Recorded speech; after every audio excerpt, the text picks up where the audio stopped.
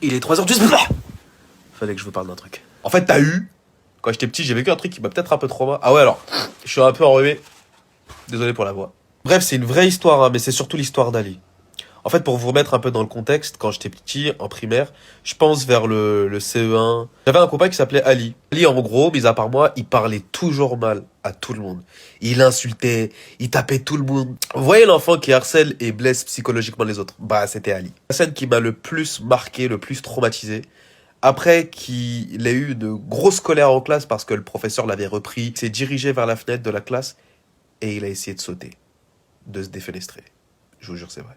Donc t'as le prof complètement désemparé qui le rattrape en lui disant « Calme-toi, mais calme-toi !» Ali, qu'est-ce qu'il fait? Il fonce vers une autre vitre. Une vitre genre simple vitrage, vous voyez que c'est une vitre qui sépare en gros la classe du couloir. Et il met un coup de tête dedans. Visage tuméfié, il en sang, il hurle.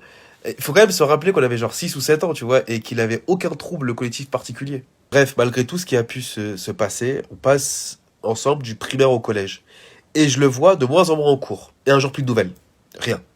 Et j'apprends quelques semaines plus tard, en écoutant une conversation entre le CPE et mon professeur principal du collège, qu'en fait, Ali venait d'être placé après avoir été retrouvé torse nu, couvert d'hématomes, dormant dans la rue.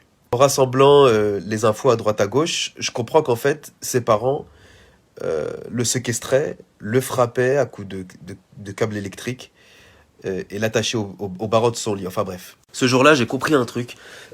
Dis-moi si les choses s'expliquent aussi simplement, c'est que la violence et son expression sont à la fois le cri d'une souffrance cachée et le reflet de blessures invisibles qui façonnent celui qui la porte. Dans tout ça, faut bien sûr pas oublier la victime, celle qui subit, parce que sa souffrance est tout aussi réelle que celui qui la porte. Je pense croire qu'il y a sûrement au moins 2 victimes. Ali est aujourd'hui en prison pour braquage à main armée. Dans tout ce que je raconte, il n'y a pas d'excuses recherchées.